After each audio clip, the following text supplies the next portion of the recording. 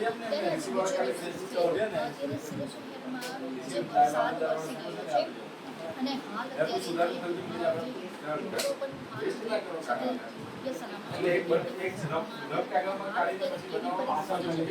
આપણે ડિઝાસ્ટર વિભાગના નાયબ મામલતદાર પાસેથી જાણીએ કે કઈ રીતની પરિસ્થિતિ છે અને જે હાલ અત્યારે કઈ રીતે કામગીરી કરવામાં આવી રહી છે, કઈ રીતે મોનિટરિંગ કરવામાં આવી રહ્યું છે। साजिद मेहरोजाई, नायब मामलतदार, कलेक्टर कचेरी सूरत, 1 ऑगस्ट समय बपोरना 1 कलाक। કઈ રીતે આજે સુરત શહેરની પરિસ્થિતિ છે અને કઈ રીતે કામગીરી ચાલે છે?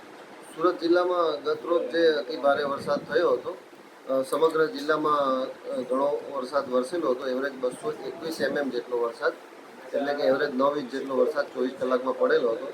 खास करीने अंबिका तालुका में 565 mm जेटलो वरसाद, एटले के 22 इंच जेटलो वरसाद वरसेलो हतो। आज 1 ऑगस्ट रोज सूरत रेड झोन में नहीं, येलो झोन में है, એટલે કે અમુક જગ્યાએ ભારે વરસાદ થઈ શકે છે અને સવારથી વરસાદ અમુક સામાન્ય વરસાદ ચાલુ છે। હાલમાં સુરત શહેરની અંદર પરિસ્થિતિમાં અમુક જગ્યાએ વોટર લોગિંગ સિવાય સામાન્ય પરિસ્થિતિ છે। સુરત શહેરની અંદર જે ખાડીઓ છે તે ભયજનક સપાટી નીચે વહી રહી છે, પણ સુરત ગ્રામ્યમાં આજે સવારથી રેસ્ક્યુની કામગીરી ચાલી રહી છે। કીમ નદીમાં પૂર આવવાથી કીમ નદીનું જળસ્તર છે તે ભયજનક સપાટીથી ઉપર વહી રહ્યું છે। આના કારણે ઓલપાડ તાલુકામાં તેમજ માંગરોળ તાલુકામાં ઘણા વિસ્તારોમાં પાણી ભરાયેલા છે। એ માટે રેસ્ક્યુ બોટ પણ આવી રહેલા છે અને ફૂડ પેકેટ માંગી રહેલા છે। અમારા સમગ્ર વહીવટીતંત્ર ત્યાં ખડે પગે છે। જે કોઈને રેસ્ક્યુ કરવાની જરૂર જણાય તેમને રેસ્ક્યુ કરવામાં આવશે। જે લોકો પાણીમાં ફસાયેલા છે, પાણી ઉતરે ત્યાં સુધી એમને ફૂડ પેકેટ, પીવાના પાણીની સુવિધા જોઈતી હશે તો આ સુવિધા પૂરી પાડવામાં આવશે। આ ઉપરાંત તકેદારીના ભાગરૂપે ગતરોજ સુરત શહેર અને જિલ્લામાં થઈ અને કુલ 9,270 વ્યક્તિઓને તકેદારીના ભાગરૂપે શિફ્ટિંગ કરાવી લેવામાં આવ્યું છે। જે કોઝવેની સપાટી કરી છે તાપી નદીનું જળસ્તર કઈ રીતે હાલ અત્યારે કોઝવે ઉકાઈ ડેમમાંથી જે તાપી નદીમાં પાણી છોડવામાં આવે છે તે ઉકાઈ ડેમમાં પાણીની આવક વધુ છે, 2.5 લાખ જેટલી, પણ આમ છતાં ઉકાઈ ડેમમાંથી ફક્ત 800 ક્યુસેક જ પાણી વોટર ટર્બાઇન ચાલુ કરવા માટે છોડવામાં આવી રહ્યું છે।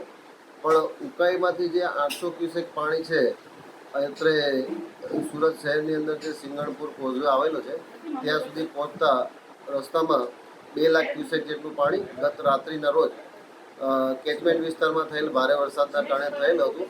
પણ આમ છતાં એમાં કોઈ જગ્યાએ કોઈ પાણી ભરાવાનો પ્રશ્ન નથી થતો। ફક્ત તાપી નદીની અંદરની જે એક્ટિવિટીઝ છે, પશુપાલન, ખેતી, પાર્કિંગ, રમતગમતના મેદાન વગેરે, આને જ અસર થાય છે।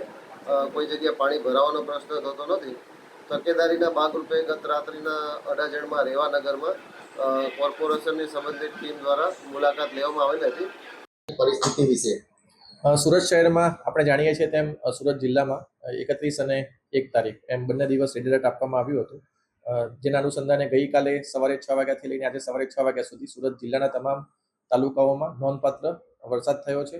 એવરેજ જોઈએ તો આપણે 220 mm જેટલો વરસાદ તમામ તાલુકા અને શહેરનો મળીને થયો છે, એટલે કે લગભગ 8 ઇંચથી વધારે એવરેજ વરસાદ તમામ તાલુકામાં નોંધાયો છે। સૌથી વધારે વરસાદ જે છે અંબિકા તાલુકામાં લગભગ 565 mm 24 કલાકમાં નોંધાયો છે। તે સિવાય અન્ય તાલુકાઓમાં પણ લગભગ સરેરાશ જોઈએ તો 5 થી લઈને 15 ઇંચ સુધીનો વરસાદ જે છે અલગ અલગ જગ્યાએ નોંધાયો છે। સુરત શહેરમાં પણ આપણે જોઈએ તો લગભગ 5 ઇંચ જેટલો વરસાદ 24 કલાકમાં 5 થી 6 ઇંચ જેટલો વરસાદ નોંધાયો હતો। સવારે 6 વાગ્યાથી 10 વાગ્યાની સ્થિતિ જોઈએ તો સરેરાશ બહુ ઓછો વરસાદ આજે નોંધાયો છે, પરંતુ ફરીથી 10 વાગ્યા પછી અત્યારે નાઉકાસ્ટનું એક રેડ એલર્ટ આપવામાં આવ્યું છે અને આજે પણ આઇસોલેટેડ પ્લેસીસ ઉપર heavy two very heavy rainfall થવાની સંભાવના સુરત જિલ્લાના અલગ અલગ ભાગોમાં થઈ છે।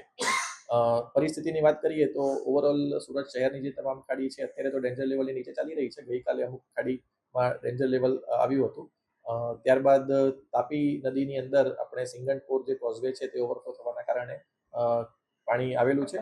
ઉકાઈ ડેમ છે તેની સ્થિતિની વાત કરીએ તો 333 ફીટનું જેનું રૂલ લેવલ છે એની સામે અત્યારે 320 ફીટ એમાં પાણી છે। જિલ્લાના અન્ય ભાગોની વાત કરીએ તો ખાસ કરીને ઓલપાડ અને માંગરોળ તાલુકાના ગામો કે જેની અંદર કીમ નદી જે છે એ આજે રાત્રે ઓવરફ્લો થવાના કારણે કેટલાક ગામોની અંદર પાણી જે છે તે આવ્યા છે, પરંતુ આપણે પ્રિકોશનના ભાગરૂપે આપણને અગાઉથી જાણકારી હોવાના કારણે ગઈકાલે જ બધાનું ત્યાં સ્થળાંતર આપણે શિફ્ટિંગ કરી દેવામાં આવ્યું હતું. તેમ છતાં પણ એડિશનલ શિફ્ટિંગ કરવા માટે માંડવી તાલુકામાં એક એસટીઆરએફની ટીમ આપણી પાસે અવેલેબલ છે અને ઉલપાડમાં પણ આજે સવારે એક એસટીઆરએફની ટીમને મોકલવામાં આવી છે.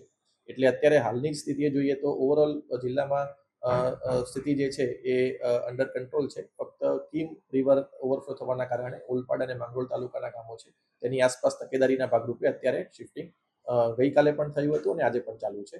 અને સાથે સાથે જે અંબિકા નદી છે તેનું સ્તર અત્યારે નીચે છે, પરંતુ તેમ છતાં પણ આપણે અંબિકા નદીની આસપાસના જે ગામો છે ત્યાંથી આપણે ગઈકાલે લોકોનું શિફ્ટિંગ કર્યું હતું. ઓવરઓલ જિલ્લાની અંદર સુરત શહેર સિવાય લગભગ 4,000 લોકોનું સ્થળાંતર આપણે ગઈકાલે કરવામાં આવેલું છે. સુરતમાં અત્યારે ગભરાવાની કોઈ જરૂર નથી, શું કહેશો તમે? સચેત હંમેશા આપણે રહેવું જ જોઈએ. આજે પણ મેં કીધું એમ રેડ એલર્ટ છે જ, એટલે તકેદારીના ભાગરૂપે આપણે તમામ શાળા કોલેજોને તો આજે બંધ રાખવામાં જ આવી છે અને હજુ પણ રેડ એલર્ટની સ્થિતિ છે, એટલે ભારેથી અતિભારે વરસાદની સંભાવના છે.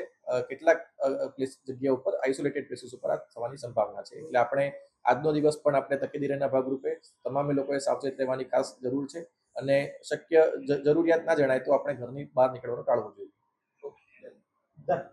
સુરત શહેરમાં હાલ લોકોએ ગભરાવાની જરૂર નથી. હાલ અત્યારે સુરતમાં યલો એલર્ટ જે છે તે જાહેર કરવામાં આવેલું છે અને સુરતમાં આજે પણ ઘણા વિસ્તારોમાં ઝરમર વરસાદ વરસી રહ્યો છે. જે ખાડીની આસપાસના જે વિસ્તારોમાં જે રહેતા લોકો છે તેઓને અગાઉથી સ્થળાંતર કરવા માટે જણાવવામાં આવ્યું હતું. તે મુજબ તેઓનું સ્થળાંતર કરવામાં આવ્યું છે. તો સાથે જે ડિઝાસ્ટર વિભાગ દ્વારા સતત તમામ ગતિવિધિઓ પર જે છે તે મોનિટરિંગ કરીને નજર રાખવામાં આવી રહી છે. તો જે કોઈ વ્યક્તિ ફસાયેલા હોય તેઓને તાત્કાલિક કંટ્રોલ રૂમનો સંપર્ક કરવા માટે પણ જણાવવામાં આવી રહ્યું છે. મારા સાથે